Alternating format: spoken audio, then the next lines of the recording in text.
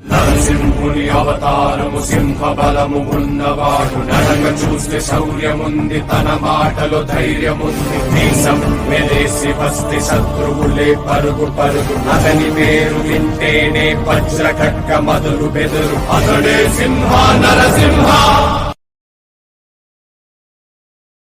నరసింహుని అవతారము సింహ బలము ఉన్నవాడు నడక చూస్తే శౌర్యముంది తన మాటలో ధైర్యముంది దేశం మెలేసి వస్తే శత్రువులే పరుగు పరుగు అతని పేరు వింటేనే వజ్ర ఖడ్గ మొదలు బెదురు అతడే సింహ నరసింహ